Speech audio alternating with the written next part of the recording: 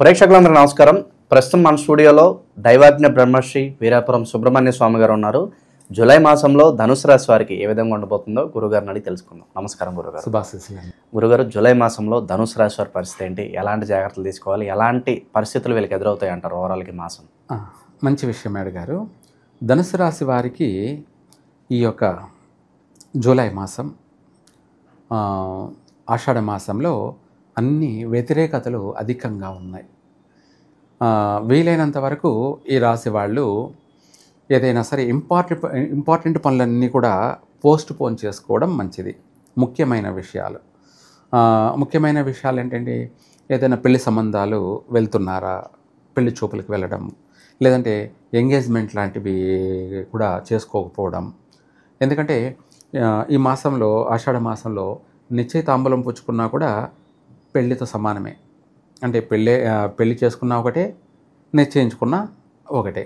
అంటే మన జీవితానికి ఆ రోజు నిశ్చయించుకుంటున్నాం కాబట్టి అది ఇంపార్టెంట్ పనే కాబట్టి పనికిరాదు. ఎంగేజ్మెంట్ కూడా పనికిరాదు. లేదు కొత్తగా ఏదైనా వ్యాపారాలు చేయాలనుకుంటే చేయొద్దు, పోస్ట్ పోన్ చేసుకోవడం మంచిది. అసలు పూర్తి చేయొద్దని చెప్పడం లేదు. శ్రావణ మాసము చూసుకొని మంచి మాసంలో ప్రారంభం చేసుకోవడం మంచిది. ఈ ఆషాఢ మాసం జూలై నెలలో ఎటువంటి వ్యాపారాలు ప్రారంభం చేయకూడదు, కలిసి రాదు. అలాగే ఎటువంటి పెళ్లి చూపులు కూడా, నిశ్చయ అంబూలాలు కూడా చేసుకోకపోవడం మంచిది. ఇంపార్టెంట్ కార్యక్రమాలు ఏదైనా సరే మార్చుకోవడం మంచిది, కలిసి రావడం లేదు. అలాగే ప్రయాణం, జర్నీ చేసేటప్పుడు కూడా చాలా జాగ్రత్తగా ఉండాలి, మెలకువగా ఉండాలి. లేదంటే ప్రమాదాలు సంభవించే అవకాశాలు ఎక్కువగా ఉన్నాయి. యాక్సిడెంట్లు, ప్రమాదాలు సంభవించే అవకాశం ఉంది. అందుకనేసి అలా జరగకుండా నిత్యం మనం నిద్ర లేయగానే ఎవరంటే వాళ్ళని చూడడం కన్నా దేవుణ్ణి చూడడం. మనం ఫస్ట్ నిద్ర లేయగానే దేవుణ్ణి చూడడం. ఈ మాసం అంతా కూడా ఏదైనా సరే గణపతిని చూడడం కానీ, లేదా దేవుణ్ణి ఎవరైనా సరే చూడడం వల్ల ఏమవుతుందంటే భారీ ప్రమాదాలు కాకుండా స్వల్పమైనటువంటి చిన్న సమస్యతో బయటపడవచ్చు. ఆ విధంగా ప్రతిరోజు ప్రతినిత్యం నిద్ర లేయగానే భగవంతుడిని చూడడం ప్రారంభం చేయండి ధనుసు రాశి వాళ్ళు. అలాగే ఎవరితోనైనా సరే విరోధాలు పెట్టుకోవద్దు, గొడవలకి దిగొద్దు. దానివల్ల నష్టం జరిగే అవకాశం ఉంది ఎవరికి? ధనుసు రాశి వాళ్ళకి. అలాగే ఇంట్లో కుటుంబ సభ్యులతో కూడా తగాదాలకు దిగడం, వాగ్వాదాలకు దిగడము అనేది పనికిరాదు. కాస్త నోరు కూడా, అంటే మాట కూడా కాస్త అదుపులో ఉంచుకోవడం మంచిది. అంటే కోప ఆవేశాలకు వెళ్ళిపోయి తొందరపాటు నిర్ణయాలు తీసుకోవడం కూడా ఉంటుంటాయి. అలా కాకుండా, ఎందుకంటే టైం బాగలేనప్పుడు అన్నింట మనము కాస్త మౌనంగానే అణిగిపోవడమే మంచిది. ఎందుకు అది కూడా అంటే, అందులో మనమేమి భయపడ్డామా అన్నది కాదు, బాగుపడడానికి మార్గం. అది బాగుపడడానికి మార్గం. ఇప్పుడు ఇంట్లోనే కుటుంబ సమస్యలు అంటే భార్యాభర్తల మధ్య ఒక మాట పొరపాటున భార్య అనిందనుకో, దాన్ని మనం తీసుకుంటే ఎంతవరకైనా వెళ్ళిపోతుంది. దానివల్ల నష్టం ఎవరికి? మనకే. కాబట్టి నష్టం అంటే తనకు నష్టమే కదా, అంటే మనకు నష్టమే, ఇద్దరికీ నష్టమే. అది మనశ్శాంతి ఉండదు, ప్రశాంతత ఉండదు. ఇద్దరు బాగుండడానికి ఒకరు ఎక్కువైనప్పుడు ఒకరు తగ్గడం మంచిది. టైం బాగలేనప్పుడు మనమే తగ్గిపోవడం మంచిది. అందులో ఏమాత్రము టైం బాగలేనంత మాత్రాన మనము భయపడ్డామా అన్నట్టు ఏం కాదు. తెలివైన వాడు తప్పించుకు తిరుగువాడు దన్నెడు సుమ్మి అన్నట్టుగా ఎప్పుడు ఎలా ఏమిటి అనేది దాన్ని బట్టి నడుచుకోవడం చేస్తాడు. ఆ విధంగా వీళ్ళు ప్రతి విషయంలో కూడా జాగ్రత్తగా నడుచుకోవడం మంచిది. విదేశాలకు ఏదన్నా వెళ్ళాలి, దూర ప్రయాణాలు వెళ్ళాలి అనుకునేటువంటి వాళ్ళకి ఈ నెలలో పోకపోవడం చాలా మంచిది. తర్వాత మాసంలో పెట్టుకోవడం మంచిది. ఒకవేళ 100% వెళ్ళాల్సింది తప్పదు అని అంటే వీలైనంతవరకు వెళ్ళకపోవడం మంచిది. ఒకవేళ వెళ్ళాల్సిందే వచ్చిందనుకోండి, టికెట్ బుక్ చేసుకునే విషయాల్లో, మనం వెళ్ళే విషయాల్లో మనకు సరిపోయేటువంటి తిథి, సరిపోయేటువంటి వారము, సరిపోయేటువంటి ముహూర్తం, టైం చూసుకొని బయలుదేరినట్టయితే, నక్షత్రము అలా చూసుకొని బయలుదేరినట్టయితే కొంతమేర నష్టం వాటలేదు. అక్కడ వెళ్ళినా కూడా నష్టం ఉండదు. చిన్న చిన్న సమస్యలతో సెటిల్ అవుతాం. అంటే పోయిన 2 రోజులు బాగుండకపోయినా ఆ తర్వాత నెమ్మదిగా అక్కడ బాగా పాగా వేసి స్థిరపడతామన్నమాట. అందుకోసమై మనం వెళ్ళేది కూడా చూసుకొని ప్రతిదీ కూడా చేయడం మంచిది. అది ఎందుకంటే ఇప్పుడు మనం ఎన్నో ఆశలు పెట్టుకొని ఎంతో సంతోషంగా ఎంతో గొప్పగా ఆలోచన అక్కడ పోయి మంచి ఉద్యోగం చేసి బాగా బాగుపడదాము అని అనుకుంటాం కదా, అది జరగాలి కదా. బాగుపడతాము అనుకున్నాము, అదే జరగాలి కదా. మనము మళ్ళీ అక్కడ నష్టపోయి అక్కడ ఉండలేక అక్కడ చేయలేక తిరిగి రావడం అనేది అది పిరికివాడిని కిందే తీసుకొచ్చేస్తుంది.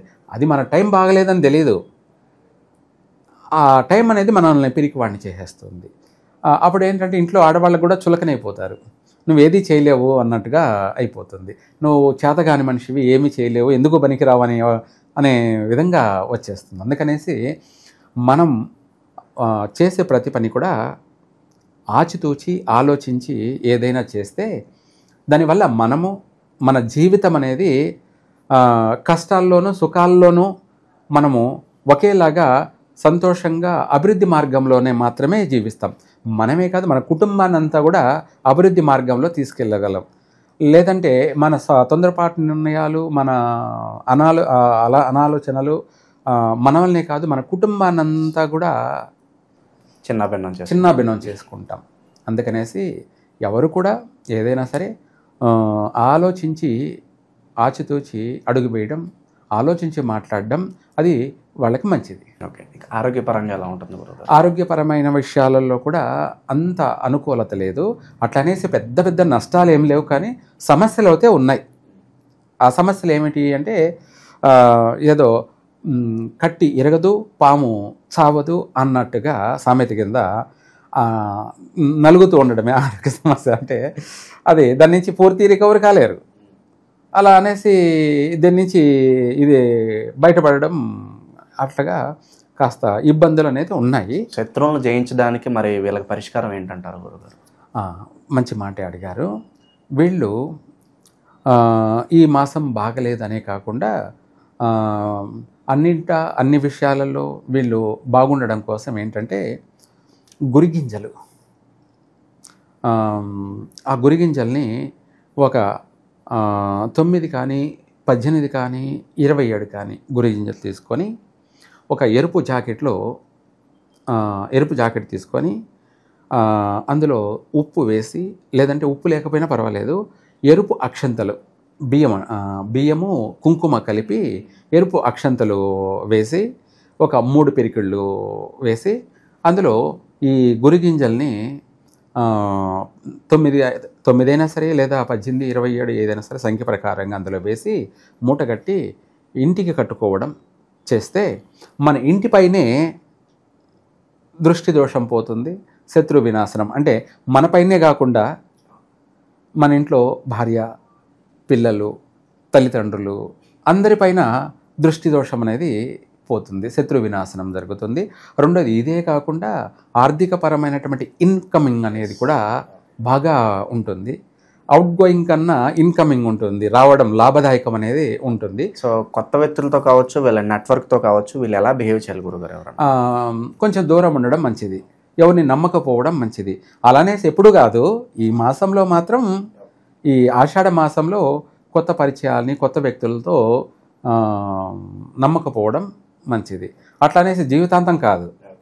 అయితే తర్వాత ధనుసు రాశి వాళ్ళు కన్యా రాశి వాళ్ళతో ఎటువంటి సంబంధాలు పనికిరావు.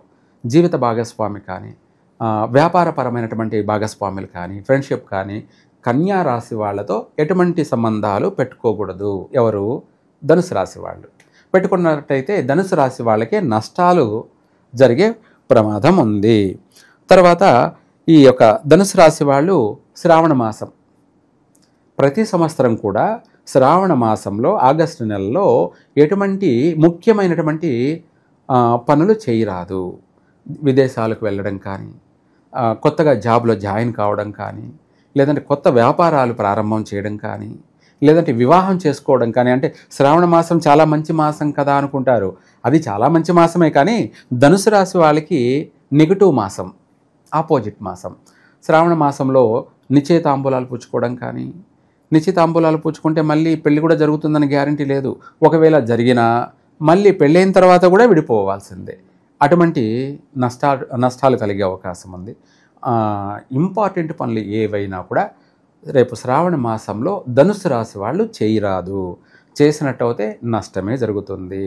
అయితే ఇది తాత్కాలికం నేను చెప్పడం అని కాదు, ప్రతి శ్రావణ మాసంలో కూడా ఏమేం జరిగిందో కూడా వాళ్ళు జ్ఞాపకం ఉంటే వాళ్ళు దాన్ని అబ్జర్వేషన్ చేస్తే తెలుస్తుంది.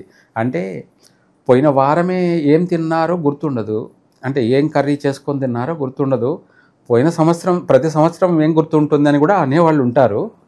కానీ ఇక్కడి నుంచి అబ్జర్వేషన్ చేయండి, ఇక్కడి నుంచి ప్రతి సంవత్సరం అంటే ఈ శ్రావణ మాసంలో ఏం జరిగిందనేది రాసి పెట్టుకోండి, మళ్ళీ వచ్చే శ్రావణ మాసంలో ఏం జరిగిందనేది రాసి పెట్టుకోండి. అప్పుడు అది రీసెర్చ్, అబ్జర్వేషన్, అనుభవానికి వాళ్ళకు ఉపయోగపడుతుంది. అలా ఏదైనా సరే జాగ్రత్తగా నడుచుకోవడం మంచిది. ఇంకా కూడా మనము ఈ రాశి వాళ్ళు ఏమిటి పరిహారం చేసుకోవాలి అని అంటే, ఎక్కువ శాతం ఈ ధనుసు రాశి వాళ్ళు పసుపుతోటి గురువుకి, నవగ్రహాలలో గురువుకి 1.25 కిలో పసుపుతోటి, పిరికెడితో పసుపు తీసుకొని బొటన వేలు పైకి పెట్టి ఆ గురువుకి అభిషేకం చేయాలి. పసుపు అనేది ఒక పాజిటివ్ యాంటీబయాటిక్. పాజిటివ్ అంటే అన్ని విధాల గురుబలం కలగడానికి.